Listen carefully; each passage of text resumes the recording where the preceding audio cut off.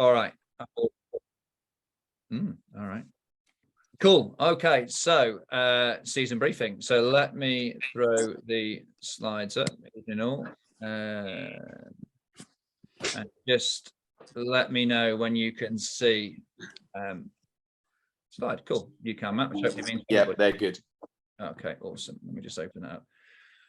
Okay, feel free to interject and ask a question or do the hands up thing, whatever. Matt will keep an eye on that.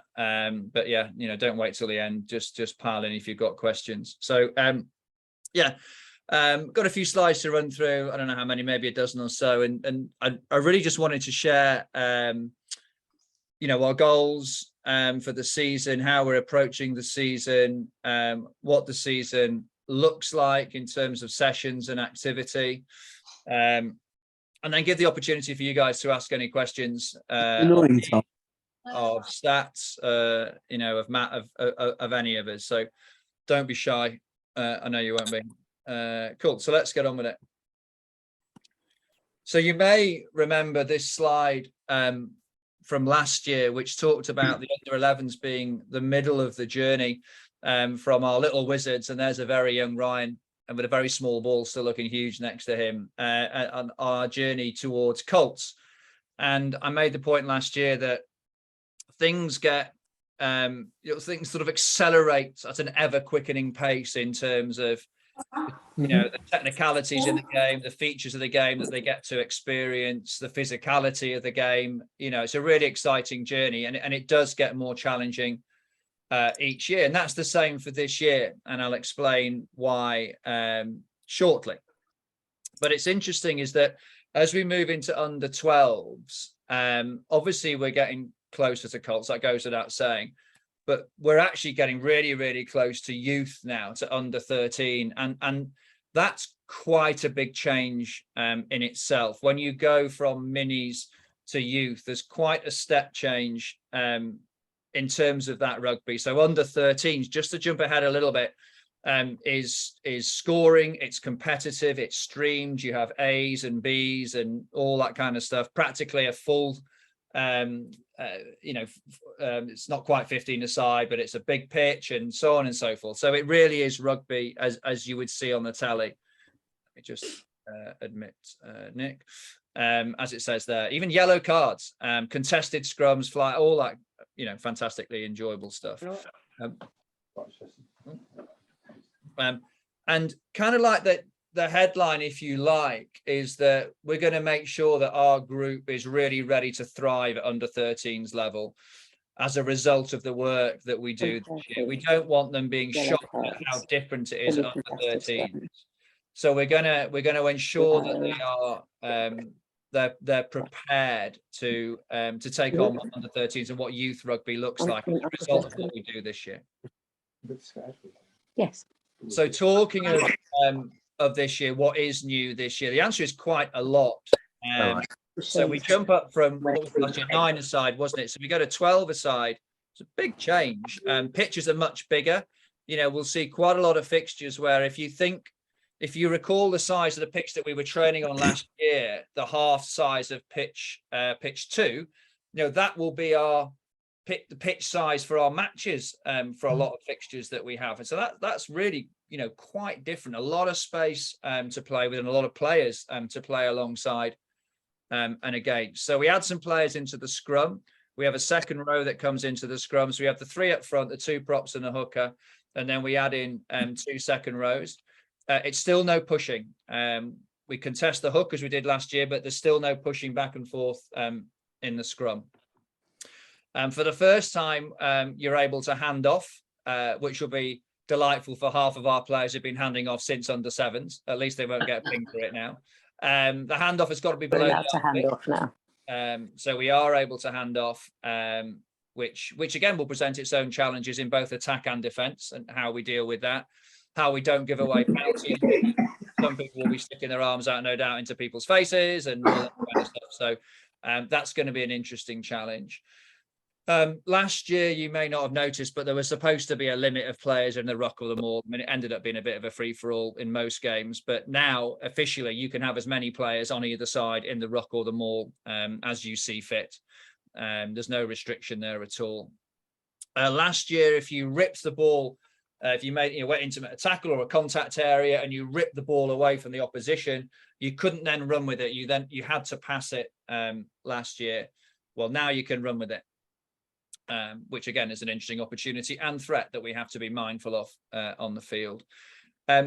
Randomly, you're able to do a quick throw in, which is a bit weird because we haven't got line outs at all in the RFU jurisdiction at this level.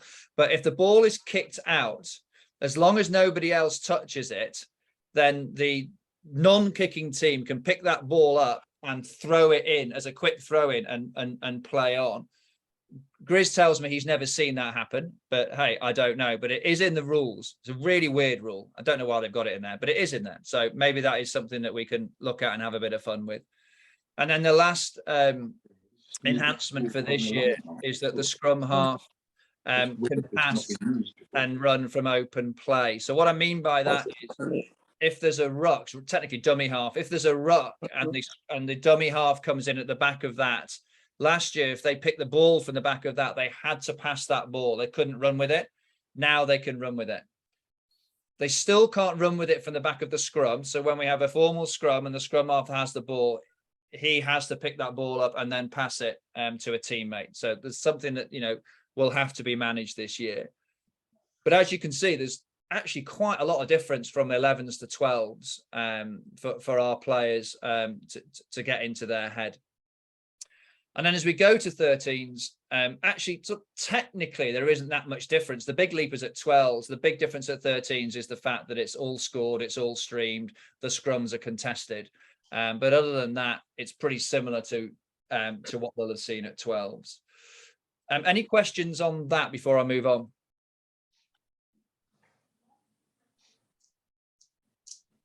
Okay. There's no hands up, Rich, so you're all right. Good. All right, thanks, Matt. Oops, hang on.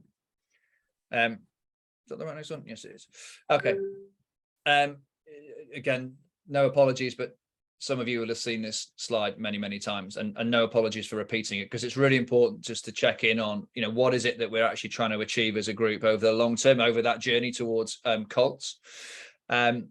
So they're all as important as each other. A happy, engaged and integrated group of players, no cliques, everybody happy to play with everybody else. And you'll see lots of activities that we run where we kind of force that, where we don't allow friendship groups or school groups to cluster around each other. We force the fact that that doesn't happen. And of course, we want players to come back next week. When they're asked by mum or dad, "Do you have a good time?" Yeah, great. That that's a critical part of it. We want an environment where all players are able to develop and realize their full potential. So obviously, in a group of our size, everyone's at a different level. We have some very strong players. We have some players who aren't as strong. And our goal as a coaching group is to ensure that everybody can develop their game. And obviously we saw last year some players come through who were perhaps closer to the bottom end of things suddenly come through and be really effective players. And that's just amazing to see. And, we live for that as a coaching group. And I'm sure we'll see that again this year. There are people who are like, wow, didn't see that from that player before. And suddenly they've got the confidence or the physicality or whatever it is that enables them to develop. So it's a really important point for us that we're absolutely not just focused on who you might regard as the stronger players or players who end up being in the A team. That's not our goal at all. Our goal is to move everybody's standard up and equip them to enjoy the game of rugby. And then finally, they're also to provide a future supply of talent to Welsh senior teams, to Colts and senior teams. And I would broaden that. Actually, for me, it's about just releasing really motivated, capable players into the wild that they can go and play and enjoy rugby. I mean, great if it's London Welsh, because, we're biased about that, but that doesn't really matter. What matters is that we get players to a place where they can go and really enjoy their rugby. So hopefully that makes sense. Nothing's changed year on year on that, and I doubt it ever will. Okay. So if we zero in a little bit on this season, again, some familiarity here year on year. So absolutely a safe introduction to all new elements, and if we go back, we have to make sure that we coach around the scrum, albeit there's no pushing, absolutely coach around the handoff area, the ripping, et cetera, et cetera. So we've got to make sure that those elements are introduced safely and the players get to grips with them quickly. They have to be confident to physically engage. Those of you who were there on Sunday saw, will have seen the relays, which are very deliberately physical and getting players to be in contact with each other. That's why we did the piggyback. That's why we did the wheelbarrow. That's why we did the three-legged race. Because obviously rugby is very much a contact sport, and we've got to get people comfortable to be just around physicality of each other, in contact with each other, bumping off each other. They've just got to be comfortable with that. So you'll see a lot more of that throughout the season. I think I've mentioned point 3 before. Point 4, super important. And, the older they get, the more able they get to do this, to think for themselves, to make decisions and communicate on field. Under 11 rugby is still overwhelmingly an individual sport. Every club's the same. You'll get good runners or good tacklers.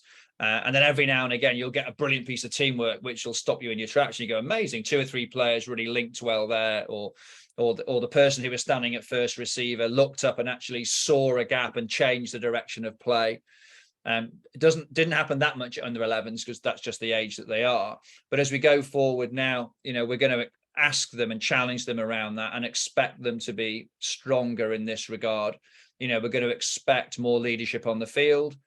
You'd have seen last year that we made much more of a thing of being a captain and what was expected of a captain. Feedback at halftime, full time. Captain led that feedback. Captain, what do you think? How's the team playing? What are you going to change? And all these sorts of conversations. And that's we're only going to do more of that from here on, for the simple reason that we need people with their heads up, eyes open, making decisions on the field of play and communicating with those around them. We can't be yelling from the side forever. And, I'd love us to do a lot less of that and create space for the players to do that for themselves. And as I said before, to ensure that they land at under 13s at youth rugby, just primed and ready to go. All make sense? Cool. Again, very similar. In fact, exactly the same as I've shown in previous years. So 3 cores to our coaching approach. Players fit for purpose, players challenged, and players empowered. And the fit for purpose one is interesting. I'll just spend a little bit of time on there. So we've done a bit of what the RFU likes to call activate over the last year or two. So just started to build that into the sessions, which might be run off for a jog around the pitch. It might be some stretching, a whole bunch of different exercises. And so that starts to get a bit more serious now this year. So you may have noticed that Andy Edwards was involved, and also Timo's dad, Alex, was involved on Sunday. And we've asked those guys to really lead this piece for us and make sure it's a really, important part of what we do, both in training and also before fixtures, to make sure that that our players are physically ready, are tuned up, are stretched, and then can go and be the best players that they can be. So we're going to spend a lot more time on that this year. We're going to push them a lot more. My brief to those guys is, when you send the players back from activate, I want them heavy breathing. I want them sweating. I want them realizing that they've had a session, rather than just standing around and flapping their arms around. That's not activate. And so we're going to be spending a lot more time on there. And I'm sure some players will enjoy it more than others. Challenging. We make no apology for challenging the players. We raised the intensity massively last year, real step change last year, and the players responded so well. Those of you who were on tour will have seen that. I mean, just a wonderful performance across the group. Absolutely didn't take a step back. Toe to toe with some big physical sides, the likes of Wigan, a lot of the Welsh sides there, and all of them came off the field knowing they'd been in a match against us, which was a great thing to see. And so we'll continue that momentum this year. And as I mentioned before, the empowering of players. I'm not going to repeat myself there, but we've had this on for the last 3 or 4 years, and we've perhaps been a little bit ambitious with 9-year-olds, 10-year-olds, and 11-year-olds. I don't know, 8, 9, and 10-year-olds, but maybe this year is the year that we really start to see that, and I think we will. I think we've got a few candidates there who will happily step up and start showing that leadership on the pitch. So that's our coaching principles and approach. So season plan, if we split it first half, second half, H1, H2, first half is almost entirely mixed ability. And then the second half, there will be some streaming coming in as we get closer to under 13s. So just to spend a bit more time in the first half of the season, we're going to split the group into 2 mixed ability squads, Dragons and Wizards. And there's a couple of main reasons for doing that. One is to get consistency of coaching per group. One of the challenges that we know the players have, and any playing group will have, is that they kind of have a different coach every week as we rotate around. And obviously every coach has their own slant on things and different emphasis, and that can be quite challenging. It's also quite challenging to play with different players every week. And certainly we saw last year when we were able to get some consistency of combinations of players playing together, that it just gets better and it gets a little bit easier for the players because they can second guess where their teammates going because they've just played 4 games with them. So we're going to do that for the first half of the season. We're going to have 2 squads, one led by Keith, one led by Patrick. Patrick will be supported by Andy and Keith will be supported by James. Myself, Stats and Matt will move absolutely between the 2 and we'll oversee the whole thing. And whenever one of those guys can't be present, then we'll just slot into that group. But we think there's a good opportunity here to get some continuity of coaching and playing together that will then lead to even more effective play on field. And then within that, we're going to have a real focus on the key positions, the real axes, if you like, of 2, 9 and 10. So that's the hooker, that's the scrum half, and then that's the first receiver. We spent quite a bit of time on that last year and it really works well. If you get that combination working well, then the whole team tends to work well. That doesn't mean we're picking players in those positions for the first half of the season at all. What it means is that we will rotate as much as possible through those positions, but really be looking for who shows an affinity for each of those positions, because that will become more important as we get into streaming in the second half of the season. Captaincy becomes or continues to be important. Start to have a feel about forwards and backs. In Wales, they've done this for a couple of years now. They've already designated forwards and backs, and in some ways they're quite a long way ahead of us in terms of the technicality around the game, not necessarily playing ability, but how they set the game up. But we'll start to think a little bit about that and start to think about backs moves, start to think about where forwards should be on the pitch, without splitting the groups into forwards and backs, because it's not appropriate to do that. Rugby is a late specialisation sport, but just start to think and get people thinking about, okay, so I'm meant to be a forward in this game. What does that mean? Where do I need to stand? Where do I need to go? Quite a transition for players who are just used to being in one line and deciding for themselves where they go. It becomes more of a team cohesion challenge now. So that'll be interesting. Almost all the fixtures in the first half of the season are mixed ability. In fact, as we sit here, there's only one potential streamed fixture, and that's actually tournament. That's the Land Rover Cup, which I'll come on to talk about. Middlesex Cup is entirely mixed ability and kind of replaces the West London League, which most of us have been around and know for a few years. We don't partake now under 12s in the West London League, but the Middlesex Cup kind of comes in its place. But is mixed ability, and it's just a bunch of round robin games really. So it's kind of the same with lots of similar teams that we've seen for years involved in that. Obviously, we've got the St. Peter's match in Cardiff, and actually we've got the Llanishen match as well. So we've got 2 matches, and we're mixed ability there. We're not streamed. We haven't selected for that touring party. It's whoever's available. So we'll go down there with a really strong touring party and play those 2 matches. And incidentally, if you're not on that but want to be, there's still a way that we can make that happen. So drop me a line if you're interested.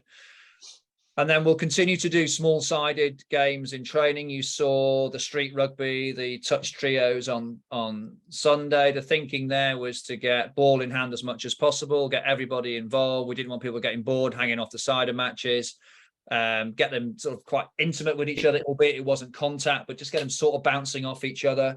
It was difficult, very tight pitches, deliberately so. But you'll see a bit more of that, a lot of small-sided stuff, because that means that more players get the ball in their hand, and the coaches can work on technical stuff more easily than if it's a 12-a-side, half a pitch type thing, that becomes a different thing, which we will of course do. As it says there, we will have full team training matches. Any questions on that?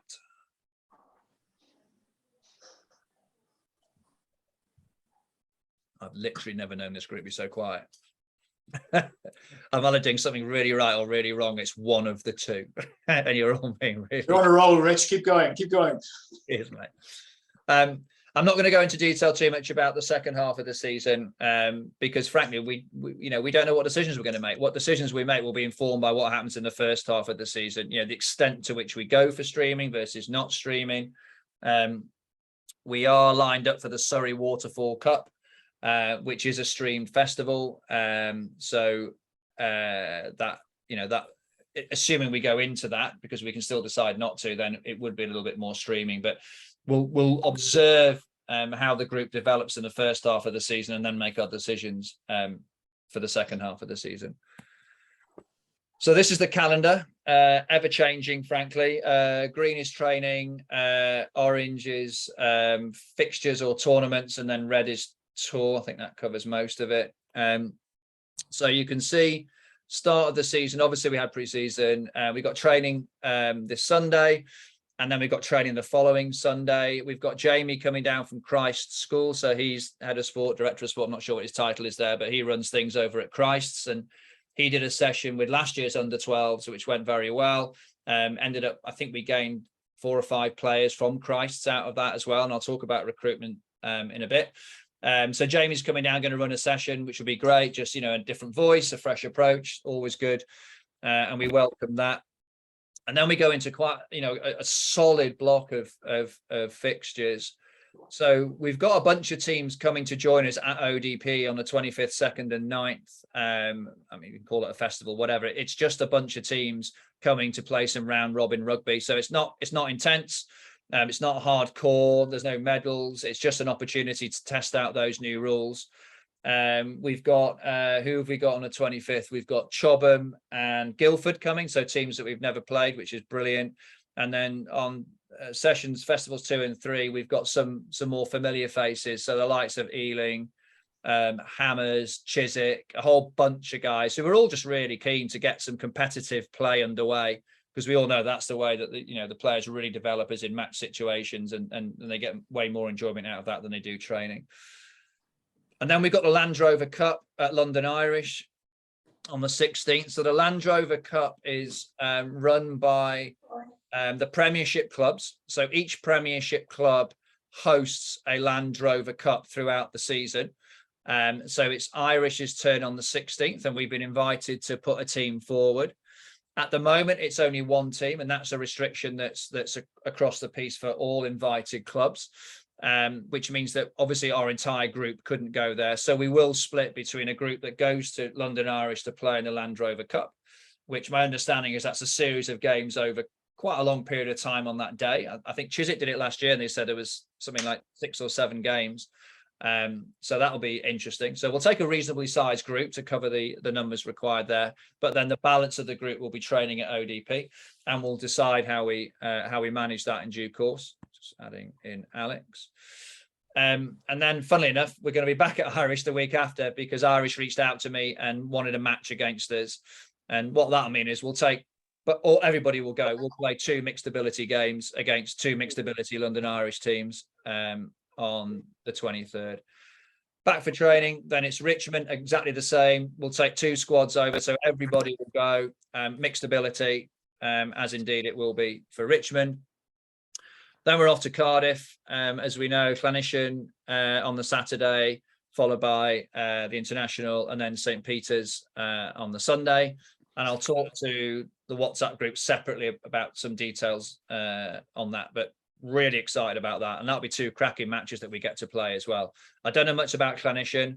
I think Stats, your brother-in-law, said they were a decent outfit, didn't he? I think. Yeah. St. Peter's, we do know. We played against them at Grasshoppers last year. Cracking match. I think they won by the odd try. It was something like 4-3 or something like that, but we gave them a hell of a match. They then went to a London Irish tournament and won the whole thing, and were undefeated. So they're a really good outfit, but we gave them a great game last year, and I'm sure we will on the 13th. Then we have training, Middies Festival, which we know, which we've been in before. And then Middlesex League round 2. In case you're wondering why there isn't a round 1 on here, the round 1 actually is the Cardiff weekend, which we can't play in. It doesn't really matter. It doesn't really mean anything. It just means we're not there for round 1. We don't really lose anything.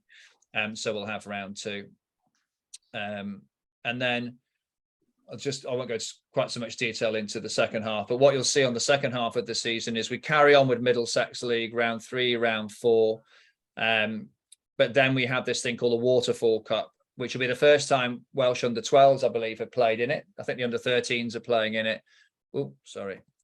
Which is a streamed cup, and we're over a number of rounds. How many is it there? 5 rounds, and then goes through to a finals day. Everyone tells me who's been involved in it, it's just a fantastic thing. It's really good rugby. The finals day is amazing. So we've signed up. Well, we've indicated interest for that, and hopefully that will be part of the second half of the season. The other thing to say is this says TBC away. As of about half an hour ago, Chobham have just offered to host us that day, so we may go there, to be discussed. But we may go there on the 16th, and then Frankfurt tour. And Matt's your man for any questions around Frankfurt. We can talk about that in AOB if we need to, and then Colours Night. And we may or may not do a sevens tournament. Surrey do offer a sevens tournament, undecided yet. Some people think, I think rightly, that Colours Night ends the season. It's a nice place to finish. Other people are like, no, brilliant, let's keep going. So we'll see what that looks like, but that's a long way away. I will pause again and invite any questions that you might have about the schedule.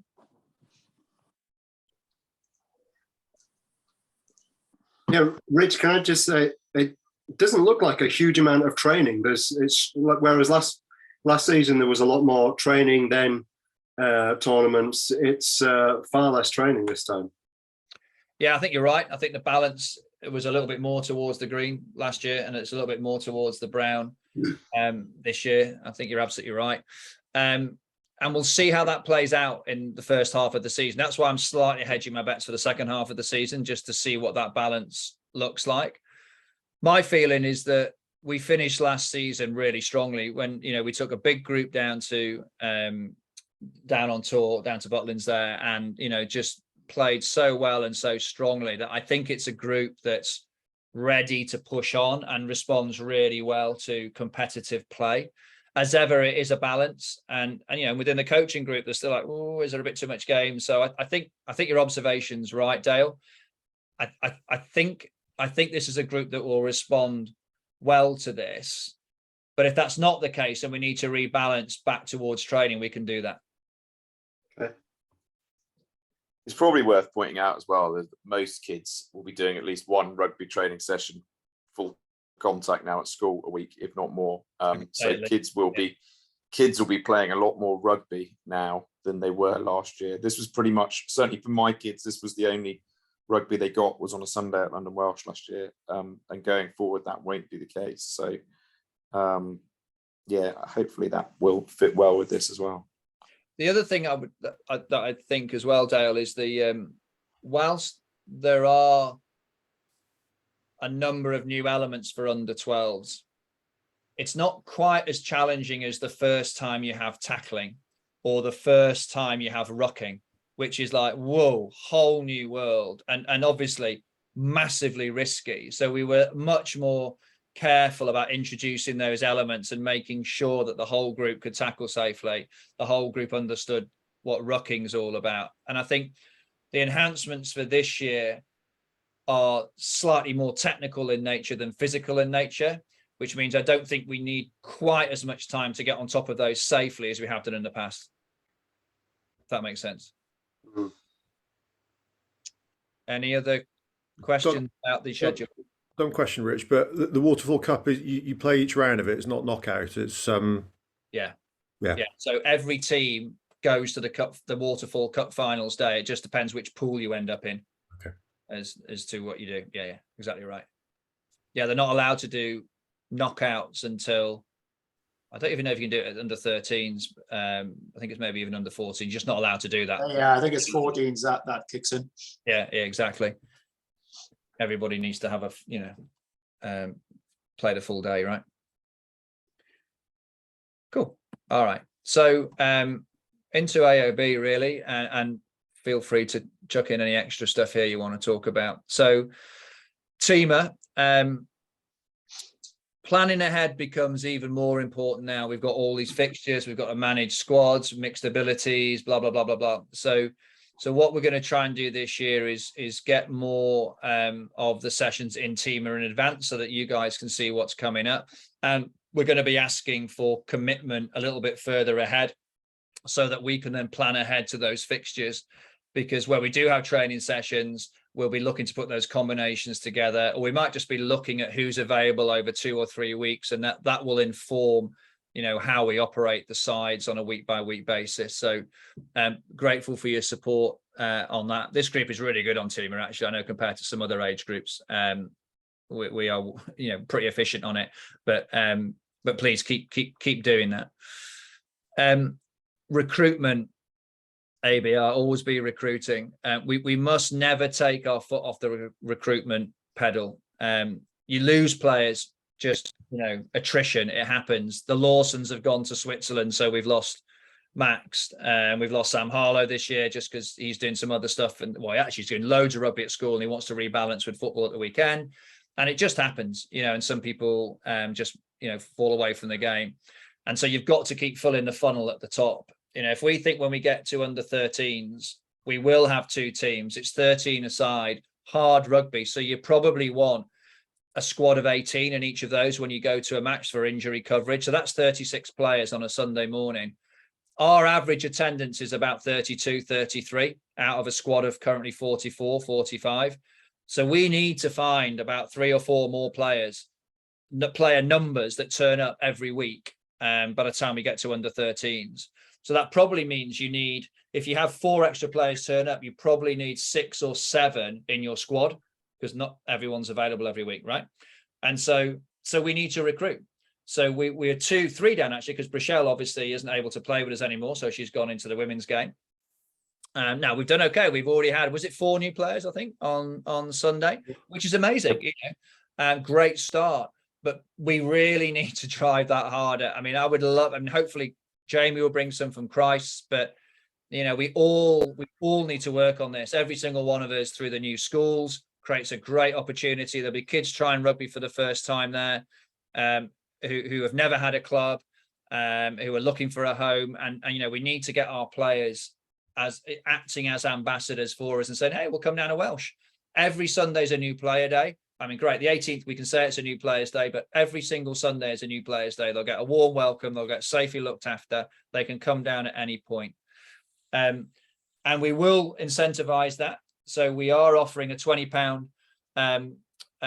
club shop voucher to any current player that gets a new player to come down and who then signs up for membership. So just to be clear, it's not about just rocking up for one session.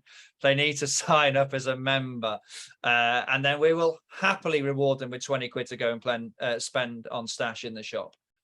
Not the bar though, only the shop, just to clarify. Yeah, but please, any crazy ideas or thoughts, whatever, anything, or you need to speak to anyone, or Matt or Stats, whatever, you know, relationship with directors of sport, rugby coach, whatever it is, we absolutely cannot have too many players. You know, if we end up with 60 players, we will manage that and we'll make sure that that works. I'm not worried about having too many players, but I do want to find a few more this year. So please, let's do that. Cardiff, I mentioned in passing, amazing weekend lined up. We can still put people into that. There is space in the hotel. There is space on the bus. And we could take a couple more players on each day at least, I think, because it's going to be hard rugby and we'll need those players. So ping me if you're interested. Frankfurt, Matt, anything to say on Frankfurt?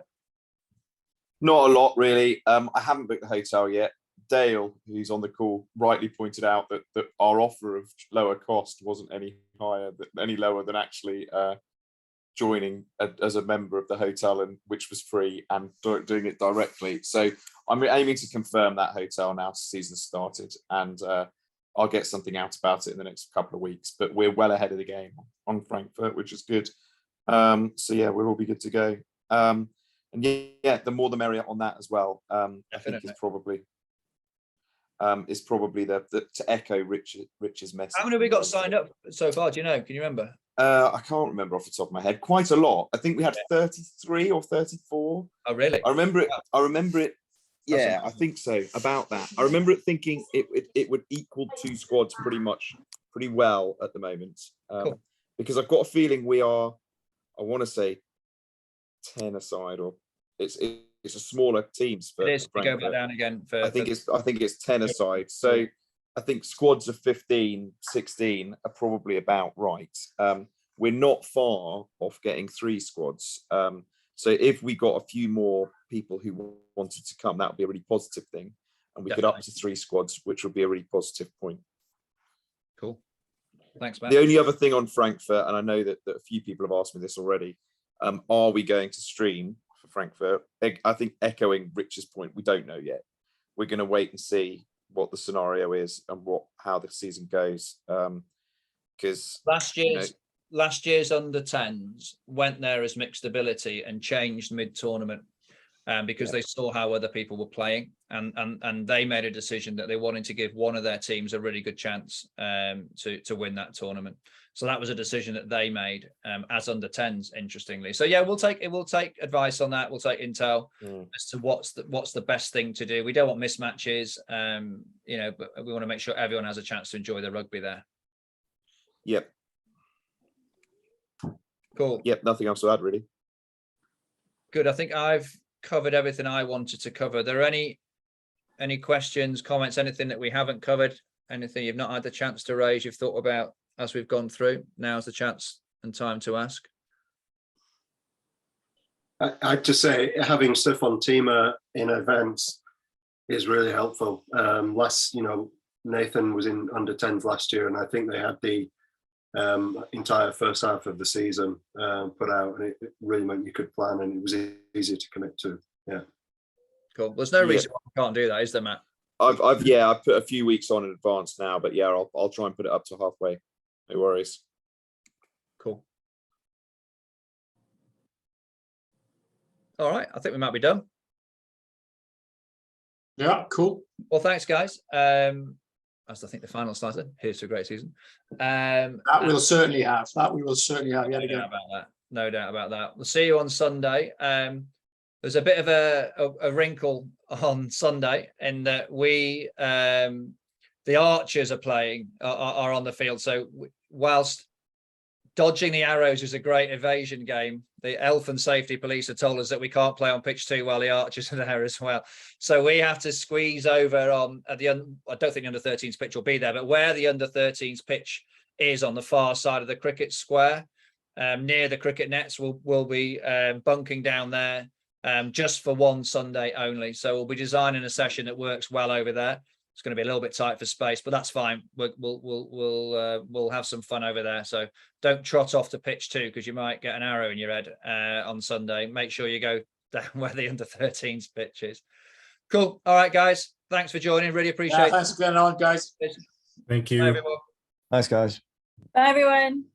See you on Cheers, guys. Friday. See you on Friday.